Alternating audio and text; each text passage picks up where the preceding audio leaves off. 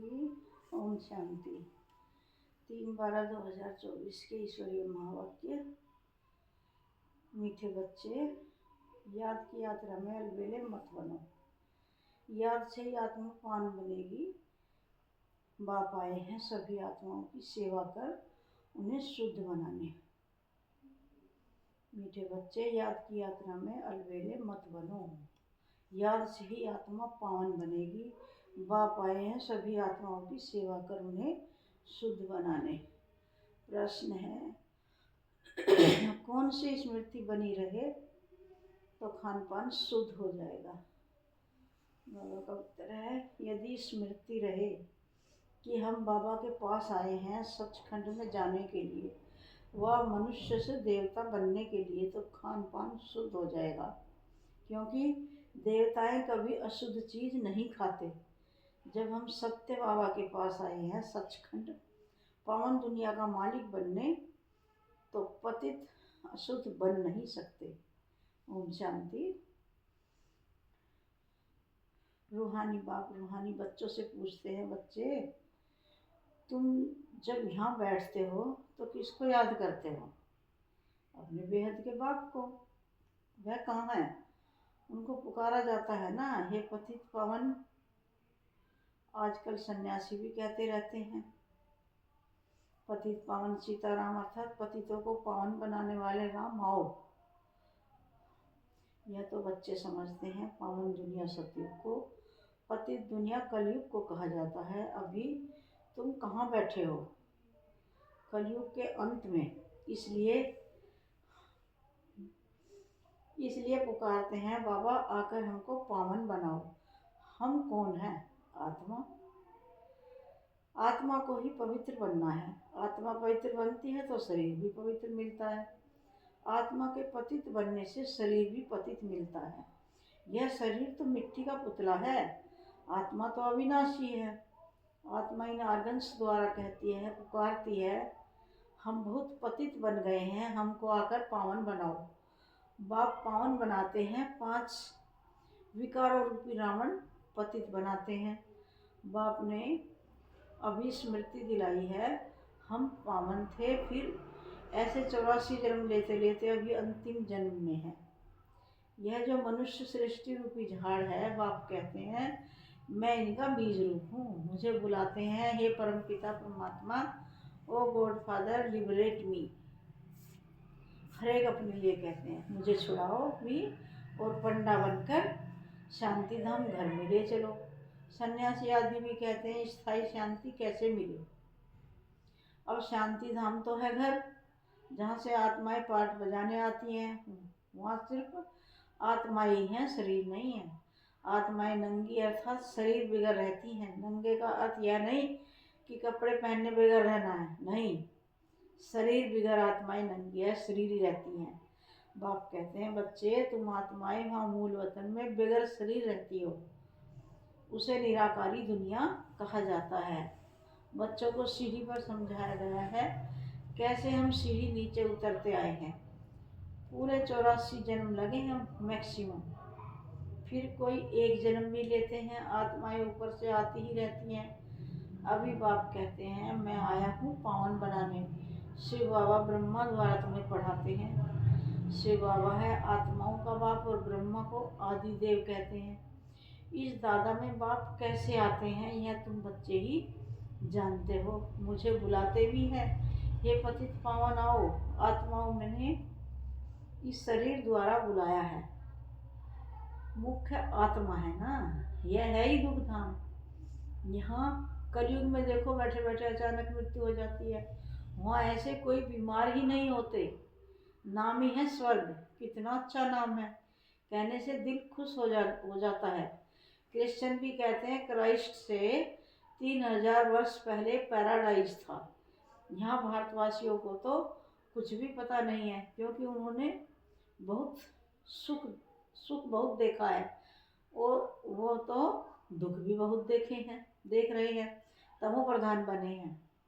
84 जन्म भी इन्हों के हैं। आधा कल्प बाद फिर और धर्म वाले आते हैं। अभी तुम समझते हो आधा कल्प देवी देवताएं थे तो और कोई धर्म नहीं था। फिर त्रेता में जब राम हुआ तो भी इस्लामी बुद्धि नहीं थे। मनुष्य तो बिल्कुल घोर अंधियारे में है। कह देते दुनिया की आयु लाखों वर्ष है। इसलिए मनुष्य समझते हैं कि कलयुग अजून छोटा बच्चा है। तुम अभी समझते हो कलयुग पूरा हो, अभी सतयुग आएगा। इसलिए तुम आए हो बाप से स्वर्ग का वर्षा लेने। तुम सब स्वर्गवासी थे, बाप आते ही हैं स्वर्ग स्थापन करने। तुम ही स्वर्ग में आते हो, बाकी सब शांति धाम घर चले जाते हैं। वह है स्वीट होम। आत्माएं यहाँ निवास करती हैं, फिर यहाँ आकर पाठधारी बनते हैं। शरीर बगैर तो आत्मा बोल भी न सके। वहाँ शरीर न होने कारण आत्माएं शांति में रहती हैं। फिर आधा कल्प है देवी देवताएं, सूर्यवंशी चंद्रवंशी। फिर द्वापर कलयुग में होते हैं मनुष्य। देवताओं का राज्य था, फिर अब वह कहाँ गए किसको पता नहीं। यह नॉलेज अभी तुमको बाप से मिलती है और कोई मनुष्य में यह नॉलेज होती नहीं। बाप ही आकर मनुष्यों को यह नॉलेज देते हैं, जिससे ही मनुष्य से देवता बनते हैं। तुम यहाँ आए ही हो मनुष्य से देवता बनने के लिए। देवताओं का खान पान अशुद्ध नहीं होता। वे कभी बीड़ी आदि पीते नहीं। यहाँ के पतित मनुष्यों की बात मत पूछो, क्या क्या खाते हैं। अब बाप समझाते हैं यह भारत पहले सचखंड था, जरूर सच्चे बाप ने स्थापन किया होगा। बाप को ही ट्रुथ कहा जाता है। बाप ही कहते हैं मैं ही इस भारत को सचखंड बनाता हूँ। तुम सच्चे देवताएं कैसे बन सकते हो वह भी तुमको सिखलाता हूँ। कितने बच्चे यहाँ आते हैं, इसलिए यह मकान आदि बनवाने पड़ते हैं। अंत तक भी बनते रहेंगे, बहुत बनेंगे। मकान खरीद भी करते हैं। से बाबा ब्रह्मा द्वारा कार्य करते हैं। ब्रह्मा हो गया सांवरा, क्योंकि यह बहुत जन्मों के अंत का जन्म है ना। यह फिर गोरा बनेगा।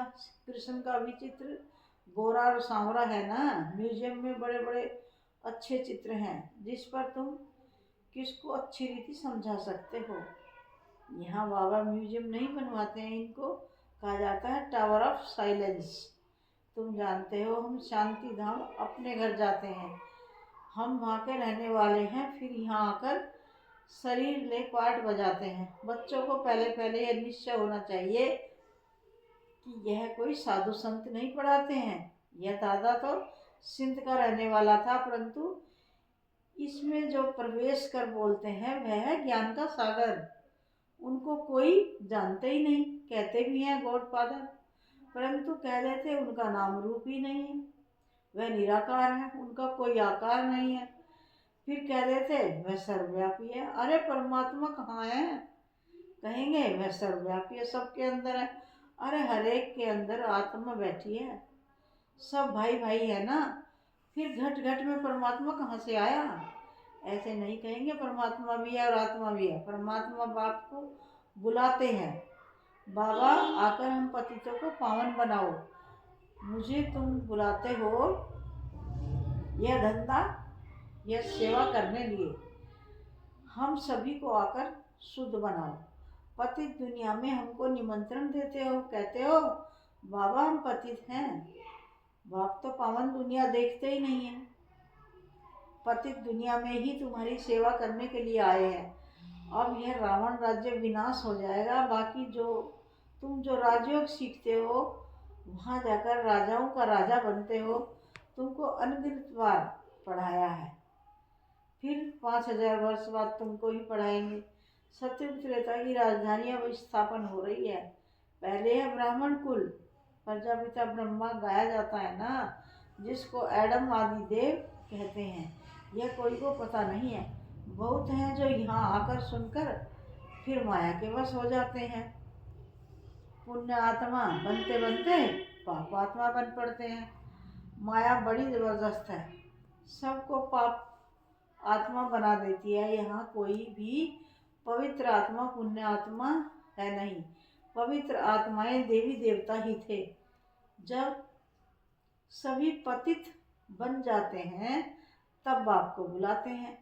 अभी यह है रावण राज्य, पतित दुनिया इनको कहा जाता है। कांटों का जंगल सतयुग को कहा जाता है, garden of flowers. Mughal garden में कितने फर्स्ट क्लास अच्छे अच्छे फूल होते हैं, अब के भी फूल मिलेंगे, परंतु इसका अर्थ कोई भी समझते नहीं है। शिव के ऊपर अब क्यों चढ़ाते हैं, यह भी बाप बैठ समझाते हैं। जब मैं पढ़ाता हूँ तो उनमें कोई फर्स्ट क्लास मोती है, कोई रतन ज्योत, कोई फिर अक्के भी हैं, नंबरवार तो है ना। तो इसको कहा ही जाता है दुख धाम, मृत्यु लोक, सतयुग है, अमर लोक। यह बातें कोई शास्त्रों में नहीं है, शास्त्र तो इस दादा ने पढ़े हैं, बाप तो शास्त्र नहीं पढ़ाएंगे। बाप तो खुद सदगति दाता है करके गीता को रेफर करते हैं।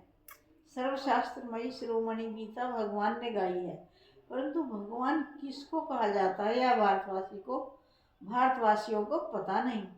बाप कहते हैं मैं निष्काम सेवा करता हूँ, तुमको विश्व का मालिक बनाता हूँ, मैं नहीं बनता हूँ। स्वर्ग में तुम मुझे याद नहीं करते हो, दुख में सिमरन सब करे, सुख में करे न कोई। इनको दुख और सुख का खेल कहा जाता है। स्वर्ग में और कोई दूसरा धर्म होता ही नहीं, वह सभी आते ही हैं बाद में। तुम जानते हो अभी इस पुरानी दुनिया का विनाश हो जाएगा, नेचुरल कैलेमिटीज, तूफान आएंगे जोर से, सब खत्म हो जाएंगे। तो बाप अभी आकर बेसमझदार से समझदार बनाते हैं। बाप ने कितना धनवाल दिया था, सब कहाँ गया। अभी कितने इंसॉल्वेंट पतित बन गए हैं। भारत जो सोने की चिड़िया था वह अब क्या बन पड़ा है। अब फिर पतित पावन बाप आए हुए हैं, राजयोग सिखला रहे हैं। वह है हठयोग, यह है राजयोग। यह राजयोग दोनों के लिए है, वह हठयोग सिर्फ पुरुष ही सीखते हैं। अब बाप कहते हैं पुरुषार्थ करो, विश्व का मालिक बनकर दिखाओ। अब इस पुरानी दुनिया का विनाश तो होना ही है, बाकी थोड़ा समय है। यह लड़ाई अंतिम लड़ाई है। यह लड़ाई शुरू होगी तो रुक नहीं सकती। यह लड़ाई शुरू ही तब होगी जब तुम कर्मातीत अवस्था को पाएंगे और स्वर्ग में जाने के लायक बन जाएंगे। बाप फिर भी कहते हैं याद की यात्रा में अलबेले नहीं बनो, इसमें ही माया विघ्न डालती है। अच्छा, मीठे मीठे सिकी हृदय बच्चों प्रति माता पिता बाप दादा का याद प्यार और गुड मॉर्निंग। रूहानी बाप की रूहानी बच्चों को नमस्ते। हम रूहानी बच्चों की रूहानी माता पिता बाप दादा को याद प्यार, गुड मॉर्निंग और नमस्ते नमस्ते। धारणा के लिए मुख्य सार। बाप द्वारा अच्छी रीति, पहली पॉइंट है बाप द्वारा अच्छी रीति पढ़कर फर्स्ट क्लास फूल बनना है। कांटों के इस जंगल को फूलों का बगीचा बनाने में बाप को पूरी मदद करनी है। दूसरी पॉइंट, कर्मातीत अवस्था को प्राप्त करने व स्वर्ग में उच्च पद का अधिकार प्राप्त करने के लिए याद की यात्रा में तत्पर रहना है, अलबेला नहीं बनना है। प्यारे बाबा का वरदान है अपने मस्तक पर सदा बाप की दुआओं का हाथ अनुभव करने वाले मास्टर विघ्न विनाशक भव। अपने मस्तक पर सदा बाप की दुआओं का हाथ अनुभव करने वाले मास्टर विघ्न विनाशक भव।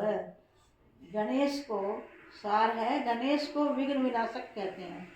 विघ्न विनाशक वही बनते हैं जिनमें सर्व शक्तियाँ हैं। सर्व शक्तियों को समय प्रमाण कार्य में लगाओ तो विघ्न ठहर नहीं सकते। कितने भी रूप से माया आए, लेकिन आप नॉलेजफुल बनो। नॉलेजफुल आत्मा कभी माया से हार खा नहीं सकती। जब मस्तक पर बाप दादा की दुआओं का हाथ है तो विजय का तिलक लगा हुआ है। परमात्मा हाथ और साथ विघ्न विनाशक बना देता है। प्यारे बाबा का स्लोगन है स्वयं में गुणों को धारण कर दूसरों को गुण दान करने वाले ही गुणमूर्त हैं। स्वयं में गुणों को धारण कर दूसरों को गुण दान करने वाले ही गुणमूर्त हैं। ओम शांति, ओम शांति।